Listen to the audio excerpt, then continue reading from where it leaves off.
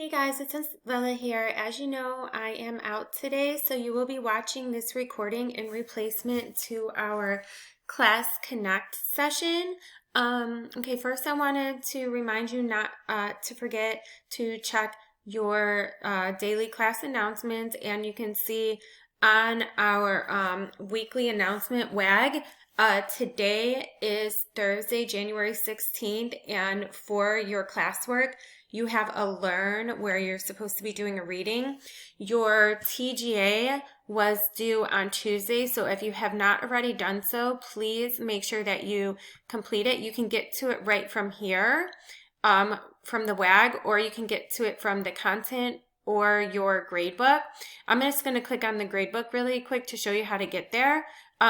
Also, here's a little friendly reminder that Semester B orientation quiz was due last Friday, so if you did not do that, make sure you get that done. Here is the TGA. And just to remind you, don't forget to watch the help video. We did go over that during Class Connect session on Tuesday. Make sure you do that. If you need help on your TGA, don't forget to join me for office hour at 10:30 a.m. and I will help you. Okay, we are going to go ahead and get started in our lesson. So today we're looking at developmental stages, social and behavioral. Some words to know, child development is a big word to know, and you're probably like, so there's different areas of child development. What it is areas of change in child development: physical, cognitive, communicative. Then we have our social, emotional, and adaptive.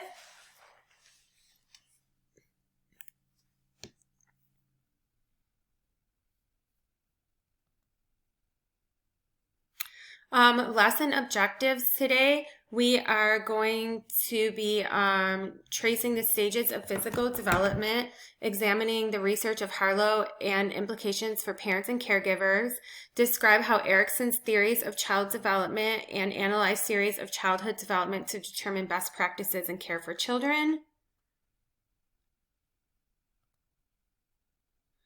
Okay. So what do you know about child development? And that's something that I want you to think about to yourself. And then why might it be important to learn theories of babies and child development? Okay, so even if you don't have any,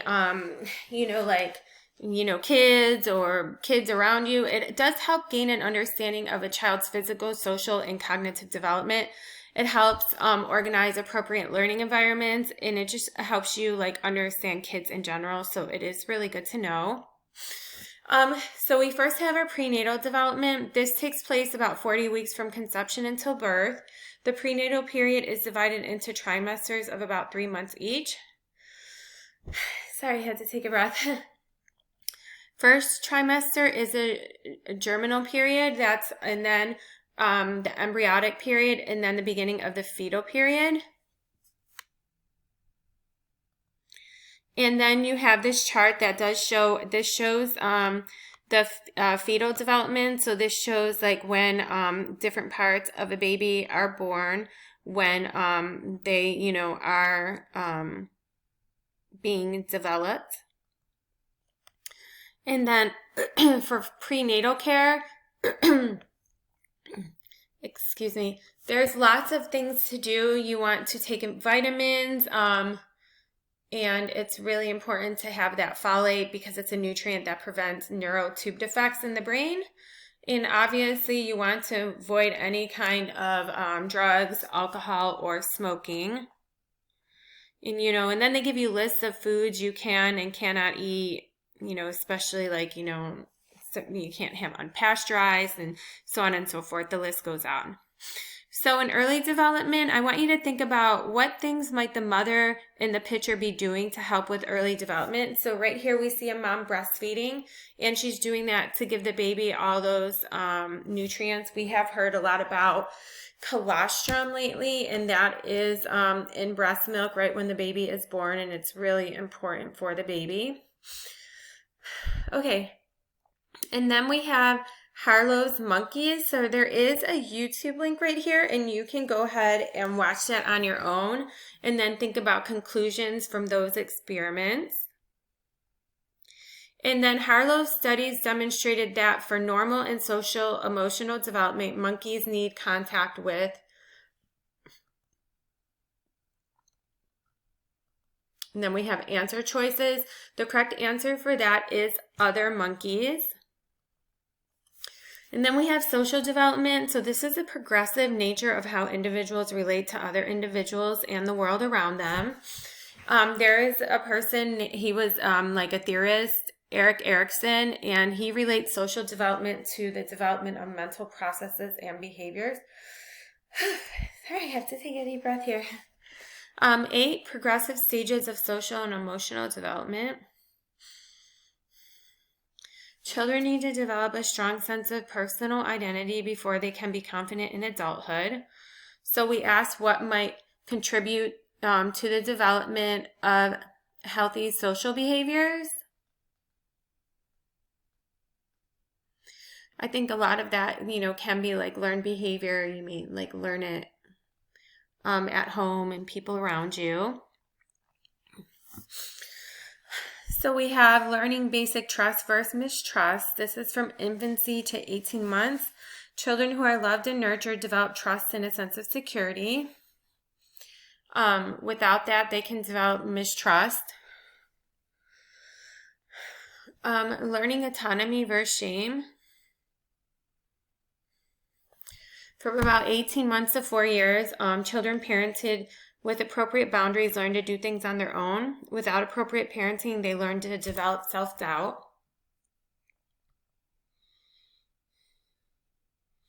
Then we have learning initiative versus guilt. From about 3.5 to school age, children learn to play, cooperate, and be leaders. And then learning industry versus inferiority. From 5 to 11, with proper structure, they learn to play by rules and develop competence and confidence with their skills.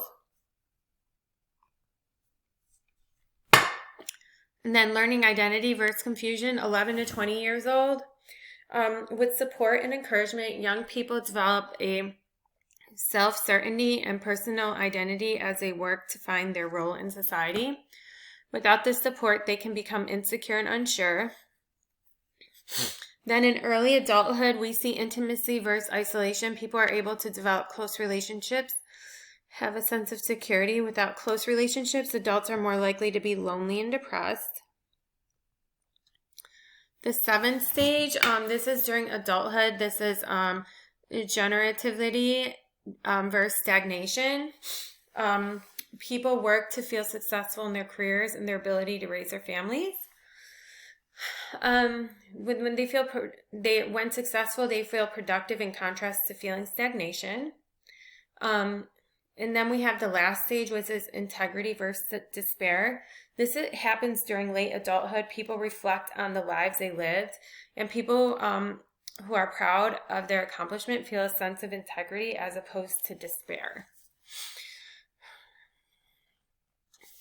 Okay. And then we have nurturing social development here. So this is a little activity that you can do on your own. And you can provide examples of ways these tips of nurturing can be done. So you can read through these different, I guess you can say, scenarios, or basically different stages of development, and research them a little bit. And then I want you to ask yourself what stood out to you as the most important part of social behavior development. And this information, guys, it is really, really important in child development, and it does help you understand a lot about the growth of the child and why some people turn out to be the way that they are. And how to reach me. So this is all my information, and like I said, tomorrow I will have my office hours, which is Friday from 10:30 to 11. So if you need help with that TGA, please come to the office hours and I'll be more than happy to help you. And I will see you on Tuesday. Bye, guys.